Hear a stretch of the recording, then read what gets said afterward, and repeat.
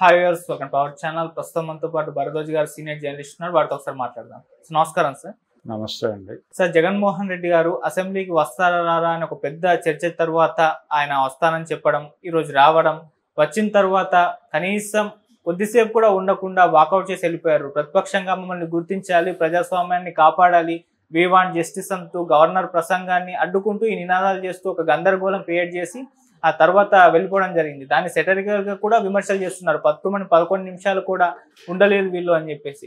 ఇంకో వర్షన్ కూడా ఏంటంటే, వెళ్ళి అక్కడ మీరు ప్రజా సమస్యల మీద కదా మాట్లాడాల్సింది, మీకు న్యాయం కావాలని చెప్పేసి మాట్లాడుతున్నారు అన్న విమర్శలు కూడా వినిపిస్తున్నాయి సార్. ఏదేమైనా మరి వాళ్ళ అసెంబ్లీకి జగన్మోహన్ రెడ్డి గారు వెళ్ళడం, కొద్దిసేపే ఉండడం, న్యాయం కోసం పోరాటం చేయడం, బయటకు రావడం, దీన్ని మీరు ఏ విధంగా చూస్తారు సార్? అంటే ఆయన అసెంబ్లీకి రావటం అనేది సంతకం పెట్టాడు. అక్కడ సంతకం పెట్టడంతో పాటు వాస్తవానికి ఆయన ఒరిజినల్ ప్రోగ్రామ్ ఏంటంటే సభలో ఎలా వ్యవహరించాలి అనే దాని మీద మండలి సభ్యులకి అలాగే శాసనసభ్యులకి కలిపి ఒక సమావేశం నిర్వహించుకుని మేము ముందుకెళ్తామని చెప్పాడు ఆయన. తీరా ఇక్కడికి వచ్చిన తర్వాత కేవలం ప్రధాన ప్రతిపక్ష హోదా అనే దాని మీద మాత్రమే ఫైట్ చేశాడు. ఇదే జగన్మోహన్ రెడ్డి ఇదే స్పిరిట్తో ప్రత్యేక హోదా కోసం ఫైట్ చేయలేదు. ఆ రోజున ఆయన ఏమన్నాడంటే, అధికారం వచ్చిన తర్వాత, అధికారం రావటానికి ముందు అంటే 2019 ఎన్నికలకి ముందు ఆయన ఏం చెప్పాడంటే చాలా స్పష్టంగా, మేము గనక గెలిస్తే ప్రత్యేక హోదా తెచ్చి తీరుతాం అన్నాడు. తీరా గెలిచిన తర్వాత మొదటి ప్రెస్ మీట్లోనే ఆయన ఒక అద్భుతమైన విషయం చెప్పాడు. అదేంటంటే, మేం భారీ మెజారిటీతో గెలిచినట్టుగానే ఢిల్లీలో ఏర్పడినటువంటి ప్రభుత్వం కూడా ఎవరి మద్దతు అవసరం లేని మెజారిటీతో గెలిచింది. కాబట్టి అంత మెజారిటీతో గెలిచిన ప్రభుత్వంని వంచటం చాలా కష్టం. ఈ డిమాండ్ని ఆ ప్రభుత్వంతో అంగీకరింపజేయటం అనేది అంత ఈజీ కాదు. కనుక ప్రత్యేక హోదా తీసుకురావటం అనేది అయ్యే పనిలా కనిపించటం లేదు అని చాలా స్పష్టంగా ప్రకటించాడు. ఏది జగన్మోహన్ రెడ్డి ఎన్నికలకి ముందు ప్రత్యేక హోదా తెస్తాను అన్న జగన్మోహన్ రెడ్డి ఎన్నికలు అయిపోయిన తర్వాత ఇది వాస్తవం అని చెప్పాడు. సరే, చాలామంది విమర్శించినప్పటికీ ఒక క్లారిటీతో మాట్లాడాడు, వాస్తవాల ఆధారంగా మాట్లాడాడు అని చెప్పి ఒక అప్రిసియేషన్ వచ్చింది ఆయనకి. ఈ అప్రిసియేషన్ తర్వాత ఆయన పద్ధతిలో ఆయన కొనసాగుతూ వెళ్ళాడు. ఇప్పుడు విచిత్రంగా మాట్లాడుతున్నాడు. ఆయన వాస్తవాలని పూర్తిగా విస్మరించి మాట్లాడుతున్నాడు. విస్మరించటము అంటే ప్రధాన ప్రతిపక్ష హోదా గురించి మాట్లాడు, ఇవ్వలేదు అని నిరంతరం విమర్శించు, తప్పులేదు.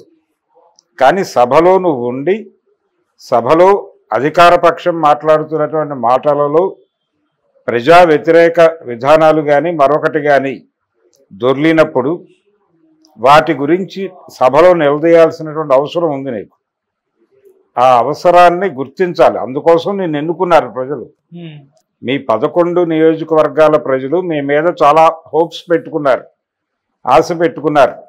తమ సమస్యల్ని మీరు సభలో మాట్లాడతారేమో అని.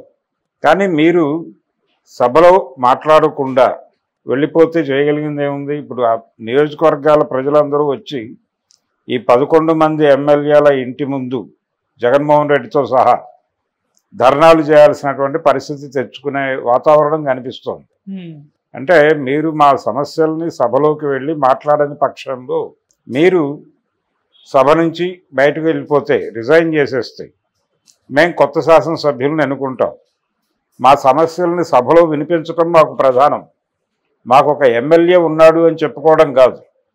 ఆ ఎమ్మెల్యే ఎందుకున్నాడు, ఎందుకు ఓటేసాం మేము, అతను మా గురించి సభలో మాట్లాడతాడు. అతను సభకి వెళ్ళటం ఇష్టం లేదు అతనికి అనుకున్నప్పుడు మేమెందుకు భరించాలి అతన్ని?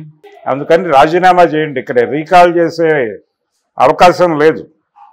అందుకని మీరు రాజీనామా చేయండి అని వాళ్ళు వచ్చి వీళ్ళు ఎలా ముందు ధర్నాలు చేస్తే తప్ప వీళ్ళు వినే పరిస్థితి కనిపించడం లేదు.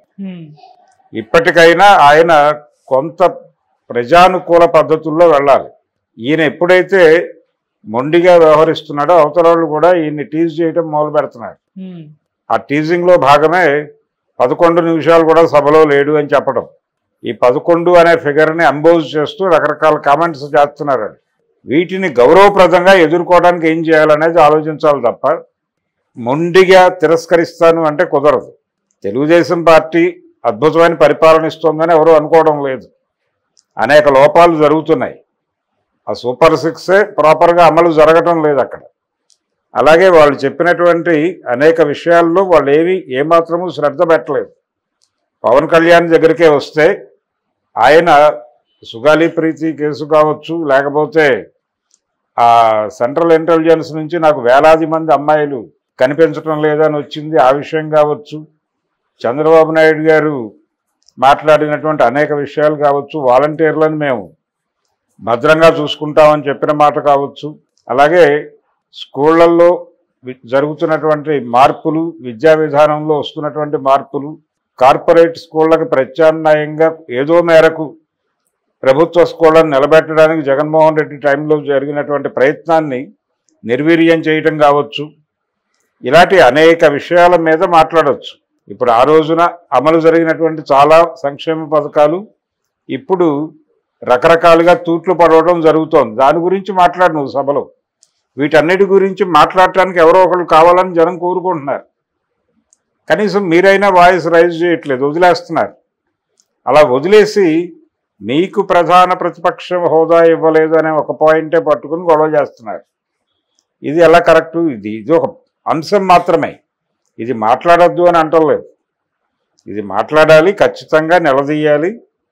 ఇన్ని స్థానాలు ఉంటే తప్ప ప్రధాన ప్రతిపక్ష హోదా ఇవ్వను అంటం తప్పే. ఉన్నటువంటి సర్కమ్స్టెన్సెస్లో ఇవ్వాలి. జాతీయ పార్టీలు ఏవి కూడా ఎక్కువ సీట్లు గెలవని పరిస్థితుల్లో కాంగ్రెస్ పార్టీ రాజీవ్ గాంధీ ప్రధాని అయినప్పుడు కాంగ్రెస్ పార్టీ బీభత్సమైన మెజారిటీతో గెలిచి ఏ జాతీయ పార్టీ ఏ రాష్ట్రంలోనూ కూడా కాంగ్రెస్ పార్టీని అడ్డుకునేటువంటి పరిస్థితిలో కనిపించలేదు. అటువంటి కండిషన్లో జాతీయ స్థాయిలో పార్లమెంటులో లోక్సభలో ప్రధాన ప్రతిపక్ష హోదా తెలుగుదేశం పార్టీకి వచ్చింది. తెలుగుదేశం పార్టీ ఆంధ్రప్రదేశ్లో గెలిచిన ఎంపీలే అత్యధిక ఎంపీలు కలిగినటువంటి ప్రతిపక్షం. వాళ్ళకి ప్రధాన ప్రతిపక్ష హోదా ఇచ్చారు. ప్రధాన ప్రతిపక్ష హోదా అనుభవించారు కూడా వీళ్ళు. కాబట్టి ఆ సర్కమ్స్టెన్సెస్లో అలా వస్తుంది. అది వేరు, అదొక సాంప్రదాయం. మీకు అన్ని సీట్లు కనీసం లేవు, కనీస మాత్రపు సీట్లు లేవు అన్నప్పుడు ఎందుకు మొండిగా దాని గురించి పట్టుకోవడం? దాన్ని ఒక విమర్శగా మార్చు అంతే. దాని గురించి ప్రజల సమస్యలు బలిపెట్టడం తప్పు. ఆ ఇష్యూ గురించి ప్రజా సమస్యలు బలిపెట్టేటువంటి హక్కు నీకు లేదు. దాన్ని దృష్టిలో పెట్టుకుని సమన్వయంతో వ్యవహరించాలి. కొంత ఒబీడియన్సీ ఉండాలి. ప్రజల పట్ల వినమ్రతతో ఉన్న ఏ నాయకుడైనా నిలబడతాడు. ప్రజల పట్ల వినమ్రత లేని ఏ నాయకుడినైనా ప్రజలు పట్టించుకునే అవకాశం ఉండదు. అందుకని ఇప్పటికీ జరుగుతోంది అదే. ఇప్పటికీ జగన్మోహన్ రెడ్డి మార్పు కనబడలేదు. అంటే ఆయన అసెంబ్లీకి వస్తాను అనగానే చాలామంది ఏదో మార్పు కనిపిస్తోంది అనుకున్నారు. కానీ ఈరోజు ఆయన వ్యవహరించినటువంటి తీరు అలా అనిపించడం లేదు.